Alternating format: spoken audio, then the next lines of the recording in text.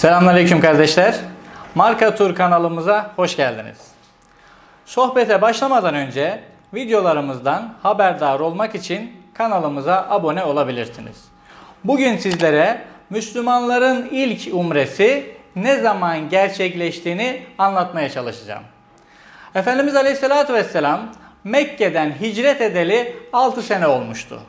Muhacirler 6 senedir Mekke'den ve Kabe'den uzaktı.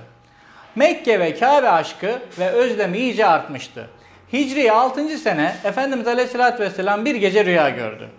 Rüyasında bazı Müslümanların Kabe'yi tavaf ettiklerini, bazılarının saçını kazıttığını veya kısalttığını görmüştü. Gördüğü rüya üzerine muhacirlere umre yapmaları için hazırlanmalarını söyledi. Tüm muhacirler heyecanla umre için hazırlık yapmaya başladı. Efendimiz Aleyhisselatü Vesselam'ın Müslümanlar muhakkak Mescid-i Haram'a girecektir sözü üzerine Müslümanlar o sene Mekke'ye gidebileceklerini düşünüyordu. Efendimiz Aleyhisselatü Vesselam Medine'de yerine Abdullah bin Ümmi Mektum'u tayin ederek yola ilk umre için Medine'den 1400 kişilik kafile ile yola çıktı. Yanlarında 70 deve, 200 at ve yolcu kılıcı vardı. Kılıçlar kınlarında yola çıkmışlardı. Hazreti Ömer, "Ya Resulallah, seninle harp halinde bulunan bir kavmin üzerine silahsız ve atsız mı gireceksin? Gerektiğinde onlarla çarpışmak için yanımıza silahlarımızı almayalım mı?"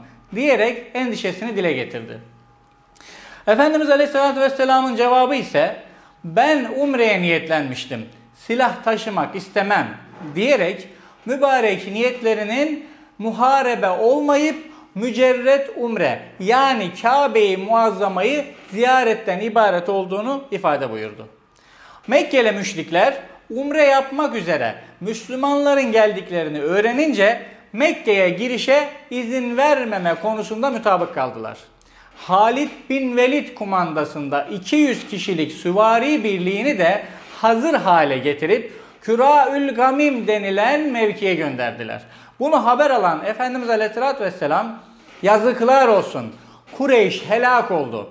Zaten savaş onları yiyip bitirmiştir. Ne olurdu benimle diğer Arap kabileleri arasında olmasalardı?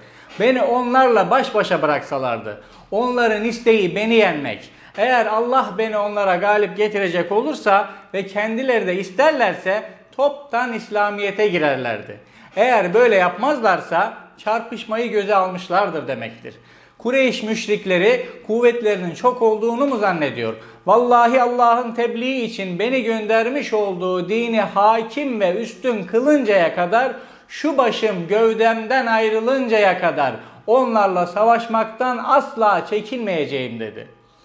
Birbirlerine elçi gönderen Müslümanlarla müşrikler nihayetinde Hudeybiye anlaşmasını imzaladı. Buna göre Müslümanlar bu sene umre yapmayacaktı ama ertesi sene umre yapabilecekti. Hicretin 7. senesinde Zilkade ayında Müslümanlar ilk umresini gerçekleştirdiler. Bu bir sene süre içerisinde Müslümanlar daha güçlü bir şekilde umre için yola çıkmıştı. Medine'de bu defa yerine Uveyf bin Azbat'ı tayin etmişti. 2000 kişilik kafile yanlarında bu sefer silahlarla yola çıkmıştı. Ve Mekkelilere silahları yanlarında getirme sebebini onların bir saldırıda bulunma ihtimaline karşı hazırlıklı olmak için olduğunu söyledi. Mekke'ye giren Müslümanlar telbiye getirerek tavaf etmeye başladı. Müşrikler, Müslümanlar ve Efendimiz Aleyhisselatü Vesselam için yanımızdan ayrıldıktan sonra Muhammed ve ashabı hastalığa ve yoksulluğa uğramıştır diye dedikodu çıkarmalarının üzerine Efendimiz Aleyhisselatü Vesselam Müslümanları Kabe'yi 3 kere koşa koşa omuzlarını silke silke tavaf etmelerini emretti. Lebbeyk Allahümme lebbeyk. Lebbeyk la şerike leke lebbeyk.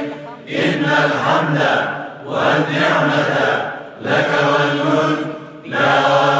Getirerek tavaf yaptıktan sonra makamı İbrahim'de tavaf namazı kılan Allah'ın Resulü Aleyhisselatü Vesselam say yapmak üzere Safa tepesine çıktı ve Safa Merve arası 7 kere say yaptı. Sonrasında ise Müslümanlar Allah'ın Resulü ile birlikte Merve'de kurbanlarını kestiler ve tıraş olarak ihramdan çıktılar. Hudeybiye Anlaşması gereği 3 günlük umre ibadetini eda ettikten sonra Mekke'den ayrılan Müslümanlar 3 sene sonra Mekke'yi fethetmişti. İşte Müslümanların ilk umresi böyle olmuştur. Ve o günden bu yana umre ibadeti hep yapılmaktadır. Rabbim hepinizi bu kutsal yerleri yerinde gidip görmeyi, ibadetlerinizi layıkıyla yapmayı nasip etsin. Allah'a emanetsiniz. Elhamdülillahi Rabbil Alemin.